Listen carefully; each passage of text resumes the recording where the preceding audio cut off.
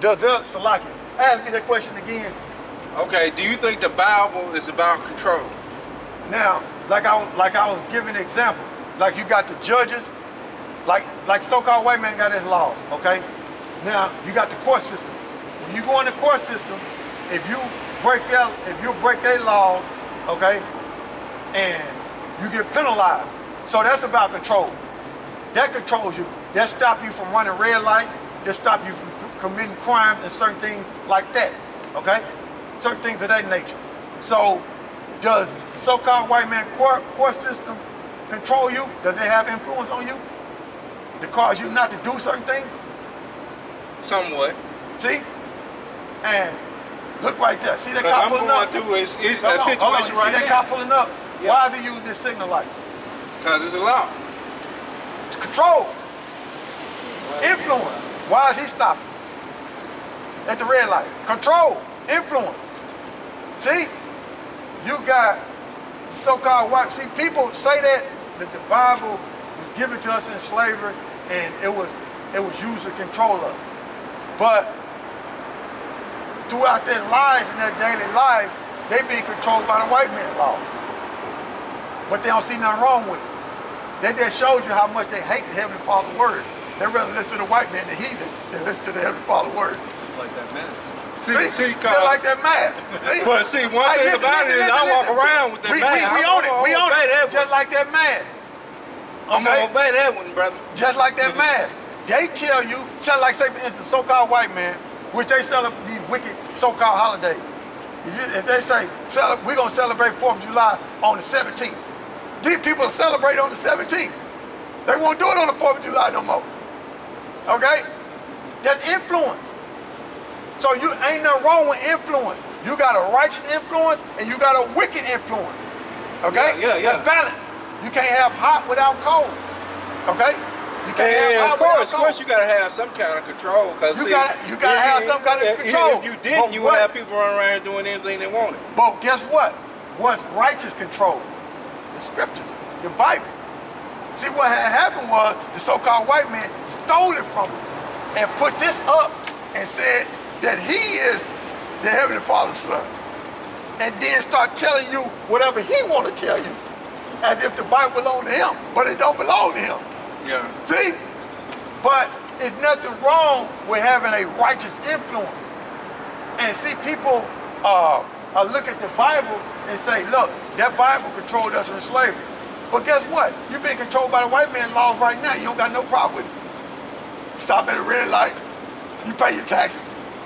You know what I'm saying? You got your mask on. You know what I'm saying? Don't keep that mask on.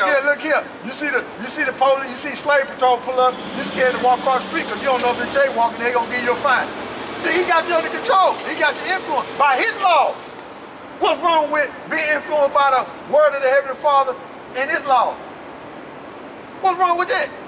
That just shows you how much they hate the Heavenly Father's word. See? It's a spiritual thing. It's a spiritual thing. So, but like I was saying before the camera went off, we woke up to who we are. Okay? Our people have lost the nationality of who they are, but it's a curse that was going to happen to them. Okay? So read that again, what we was at. Deuteronomy chapter 28, verse 46. They shall be upon thee for a sign and for a wonder, and upon thy seed forever. So the Heavenly Father and the Son got a heavy hand on the curses being a miracle and being influenced by the Heavenly Father and His Son by that being on us. So we can't get out of these curses unless the Heavenly Father and His Son release us out of it. So if we wasn't up under these curses, we would super succeed past everybody on this earth. But we're being held back by them curses. When you read in Deuteronomy 28, the Heavenly Father said, no, it ain't time for y'all to get y'all blessing yet. Okay? Because when my son get back, I'm going to put them laws in y'all inward parts. When he deliver y'all out of y'all captivity, I'm going to put them laws in y'all inward part, pursuant to Jeremiah 31 and 31 on down, and Hebrews 86 on down in the New Testament. I'm going to put them laws in your inward part, and you're going to super succeed everybody. Okay? You're going to be like Superman on the earth. And you're going to be above everybody. But right now, you got to be at the bottom. You see? You got to go through these curses that I set up on you because you broke my statute, laws, and commandments, and you're going to have to suffer. It's what it is. So continue. It's verse 47. Because thou servest not the Lord thy God with joyfulness and with gladness of heart. Because our people want to be like the heathen. They wanted to worship idols. They didn't want to be brotherly. Okay? They wanted to go against each other. Okay? Like the heathens. Go ahead. It says, for the abundance of all things.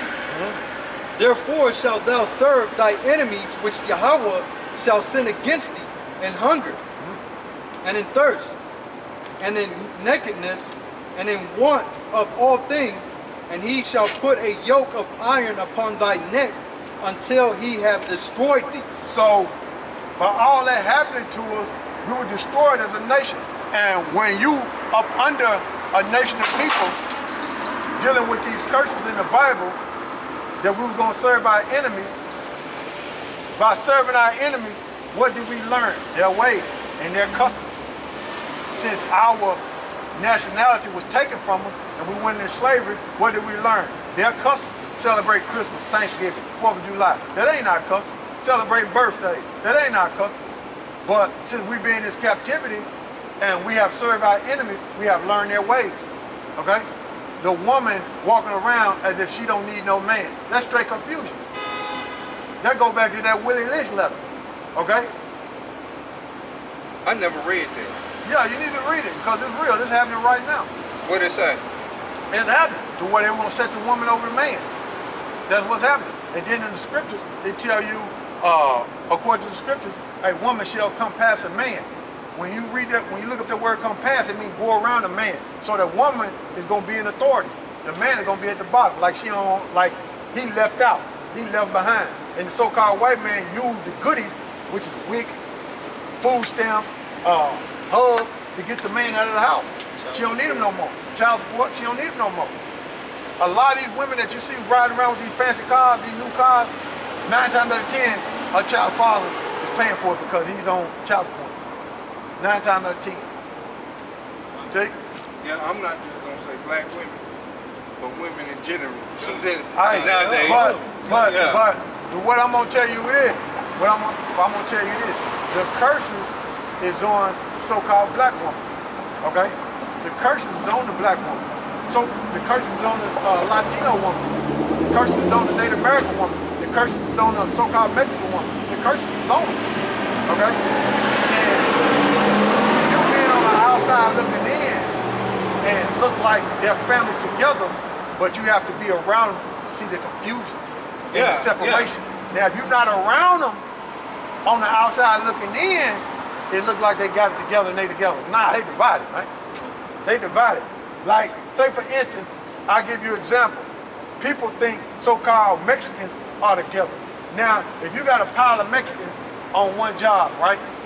You got a pile of Mexicans on one job. Certain Mexicans are learned not to even go over there on that job because why? The wages over there are low. So they ain't fucked up the wages over there, so they ain't gonna even go over there. They divided. See? Now, down in Mexico, they would look at a person that been raised in America as a what is it, Chicano? A Chicano. See? It's a separation. You see? It's a separation. You see what you got? Yeah. So it's a separation. They're not divided, man. I mean they are divided. So like they divided, man. You know what I'm saying? You fucked me up when you fired up that cigarette thing. You fucked me up, man. Yeah, you threw me all the way out, bro. Shit. You threw me all the way out, man. They done it, man. You know what I'm saying? You fucked me up, man. Damn. Shit. Excuse my French. But go ahead, bro. Come. All right, this is verse 49. It says, YAHAWAH YAHAWASHI shall bring a nation against thee from far, from the end of the earth, as swift as an eagle flieth. Now, when Columbus came over here, he came from what? Spain. Okay? So when we was taken from, when Columbus came over, he came from Spain. Okay? And the so-called natives of this land, which were of the tribe of Israel, okay, when they came over, when Columbus came over here, he had Hebrew interpreters on there, which was to understand they was Israelites, so-called black men, and they were known as Moors, okay? They were known as Jews. And Columbus had, and to be honest with you, Columbus knew about this side of the world, but you had Israelites on that boat being navigators, man, okay? To navigate over here, man. And what I mean by Israelites, it could have been so-called African American, it could have been Haitian, and it could have been Jamaican, okay? On that boat with Columbus coming over here to this land to where it was Israelites, okay? Now, they came as what? Swift as an eagle. Now, what is the symbol of America? An eagle. So, even though when you go back, dealing with the history, and we coming out of Spain, the first slaves came out of Spain. The first slaves came out of Spain in 1517, right? And in Africa, 1619. And also you had the middleman. You had the Arabs, okay? You had them Africans, and you had the so-called white man, okay? You had them Africans going into the interior of Africa to get us out and bring us to the shores of Africa. And also you had the middleman. You had our people, okay, selling us to the so-called white man too, okay? Okay, and then you had them Arabs involved in it, selling us on the east coast of Africa and Zanzibar and places like that. So you had the Arab slave trade, okay? But you had Columbus come over here and get some of the natives that was on this land and take them back to Spain and parade them through Spain as slaves. And then you had, when you read the book, Devastation of the Indies, you had the Devastation of the Indies, you had the ships transporting the indigenous people on this land back and forth to South America and North America. So, and also you had so-called Native Americans on the ships, okay, with so-called blacks.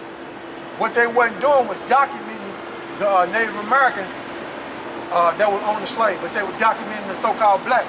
So you had Native Americans on slave ships. In a nutshell, you had all the tribes on slave ships. God. And the so-called Jews, so-called white man, he was the one that was funding everything. But read that again.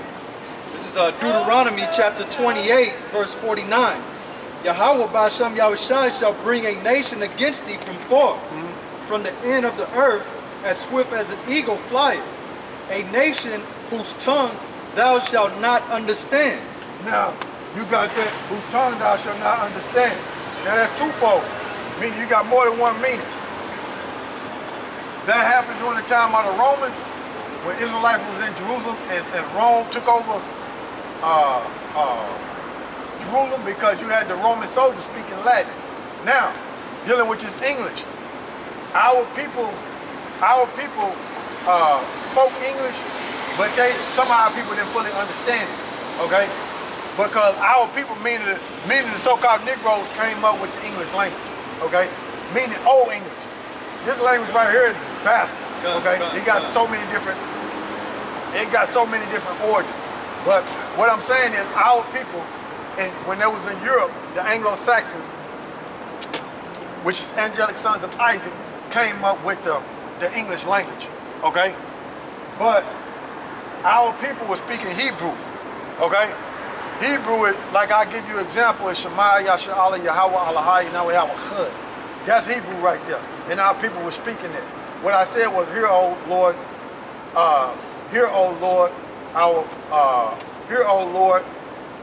let me see. Shema, Yasha'Allah, Yahawah, Allahai, Yahawah. Hear, O Lord, the Lord our power is one. So that's what I said in Hebrew, okay? That's in Deuteronomy. It might be the 6th chapter, okay?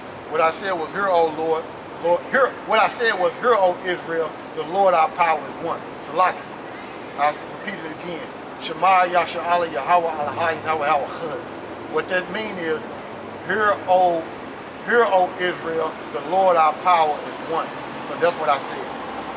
Go ahead. Verse 50. A nation feareth continence, which shall not regard the person of the old, nor showeth favor to the youth, to the young. So they didn't give a damn whether you was old or young. They still put you in slavery. You still had to serve. They ain't give a damn. You so-called white people. Okay? Now, what we finna do is, that's it on that? What verse you at? Keep going. This is verse 51. And he shall eat the fruit of thy cattle and the fruit of thy land until thou be destroyed, which also shall not leave thee either corn, wine, or oil, or the increase of thy cane of Like,